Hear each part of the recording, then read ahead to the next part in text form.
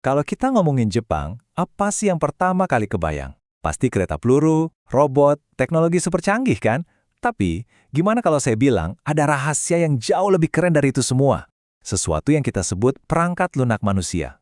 Ini bukan soal coding atau komputer, tapi soal sistem, soal cara kerja manusianya. Yuk kita bongkar barang-barang mesin tak terlihat yang jadi motor kesempurnaan mereka. Oke, kita mulai dari sesuatu yang kelihatannya aneh banget. Pernah lihat nggak video masinis kereta di Jepang? Mereka itu suka nunjuk-nunjuk sesuatu sambil teriak sendirian.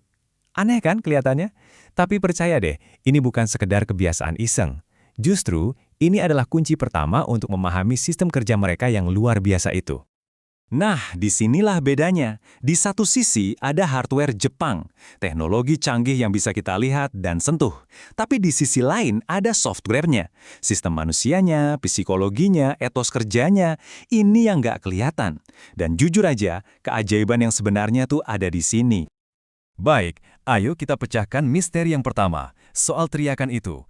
Ternyata, itu bukan teriakan sembarangan loh, ada namanya, ada tujuannya, dan semuanya itu presisi banget. Teknik ini namanya Shisakanko, artinya simple aja, tunjuk dan sebut. Dan ini sama sekali bukan ritual aneh ya, ini tuh sebuah metode psikologis yang super cerdas yang dirancang buat satu tujuan yang sangat krusial, menekan human error atau kesalahan manusia sampai ke titik paling minimal. Terus, masalah apa sih yang mau diselesaikan sama Shisakanko ini? Jawabannya ada di dalam kepala kita sendiri. Gini, kalau kita ngelakuin sesuatu berulang-ulang, otak kita itu suka masuk ke mode autopilot. Tiba-tiba udah selesai aja, tapi kita nggak sadar sepenuhnya. Nah, disitulah bahayanya. Kita ngerasa udah ngecek sesuatu, padahal pikiran kita lagi ngelamun. Dan inilah sumber dari hampir semua kesalahan yang kita buat. Jadi, gimana caranya kita membangunkan otak dari mode autopilot ini? Nah, disinilah Shuseikanko berperan. Anggap aja ini kayak cheat code buat otak kita. Sebuah cara simple untuk ngehack sistem internal kita sendiri, supaya kita dipaksa buat fokus 100% pada saat itu juga. Cara kerjanya jenius banget, karena dia melibatkan banyak indera sekaligus. Gini prosesnya. Pertama, mata kita melihat objeknya. Kedua, lengan kita secara fisik menunjuk ke situ. Ketiga, mulut kita meneriakkan statusnya, sinyal hijau, aman. Keempat, telinga kita mendengar suara kita sendiri yang ngasih konfirmasi. Jadi ada visual, gerakan, suara, pendengaran, 4 jalur sekaligus. Otak jadi nggak punya pilihan lain, harus fokus. Mode autopilot, langsung mati. Dan ini bukan cuma omong kosong loh, ada buktinya, ada studinya. Sebuah institut penelitian kereta api di Jepang pernah menguji ini. Mereka hitung, kalau kerja tanpa Shisakanko, tingkat kesalahannya itu 2,38%. Tapi, begitu mereka pakai Shisakanko, angkanya langsung terjun bebas. Turun drastis jadi cuma 0,38%. Biar lebih kebayang itu artinya apa? Artinya, kesalahan manusia berkurang sampai 85%. Gila kan? Cuma dengan gerakan nunjuk sama teriak doang, bisa ngurangin kesalahan sebanyak itu. Bener-bener luar biasa. Jadi kalau nanti Anda lihat seorang masinis teriak, Yoshi, yang artinya oke, sekarang Anda tahu. Itu bukan buat gaya-gayaan, itu adalah cara mereka mengunci fokus, sebuah tindakan sadar untuk memastikan keselamatan ribuan penumpang di tangan mereka. Oke, tadi kita udah bahas Shisakanko soal presisi demi keselamatan. Nah, sekarang kita pindah ke contoh berikutnya, yang enggak kalah gila. Ini soal presisi demi efisiensi. Bayangin aja pit stop di balapan F1, tapi yang dilayani itu kereta peluru. Kenalan yuk sama keajaiban 7 menit. Coba bayangin skenarionya. Sebuah kereta Shinkansen super cepat berhenti di stasiun. Nah, ada tim yang langsung masuk. Mereka cuma punya waktu tepat 7 menit. Buat apa? Buat bersihin seluruh gerbong, muter semua kursi, ganti penutup kepala, pokoknya bikin kereta itu kelihatan kayak baru keluar dari pabrik. Ini bukan lagi bersih-bersih biasa, ini udah kayak misi mustahil. Dan prosesnya itu bukan bersih-bersih, tapi lebih mirip tarian. Sebuah koreografi yang sempurna.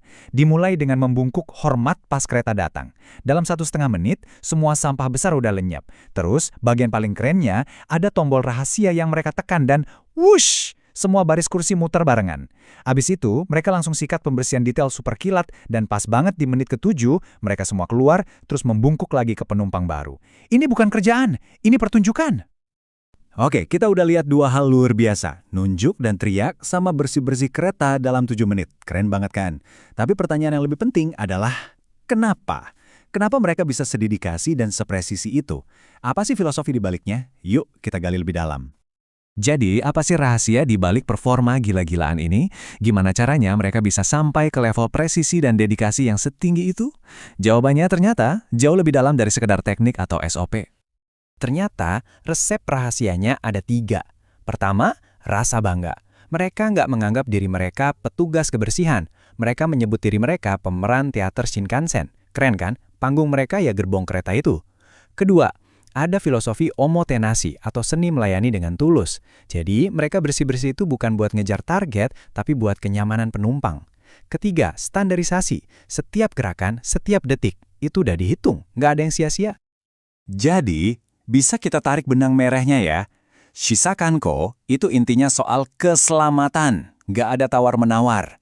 Sedangkan keajaiban 7 menit itu soal kehormatan dan efisiensi. Tujuannya beda, tapi akarnya sama. Rasa bangga yang luar biasa terhadap pekerjaan mereka, sekecil atau sesederhana apapun kelihatannya. Dan inilah poin utamanya. Kita sering banget kagum sama teknologi Jepang, sama hardware-nya. Tapi yang benar-benar bikin semua itu hidup dan berfungsi sempurna, iya disiplin manusianya, software-nya. Tanpa software manusia yang luar biasa ini, semua hardware canggih itu ya cuma bakal jadi tumpukan besi aja. Nah, sebagai penutup, saya mau lempar pertanyaan buat Anda. Kita udah lihat kan, gimana aksi sesimpel tunjuk dan sebut bisa nurunin kesalahan sampai 85%? Coba deh, pikirin, kira-kira di mana Anda bisa terapin Shisakanko versi Anda sendiri? Di pekerjaan mungkin? Atau bahkan di hal-hal kecil di rumah, di mana satu tindakan fokus ekstra bisa bikin perbedaan besar? Coba direnungkan. Terima kasih sudah menyimak kupasan kali ini.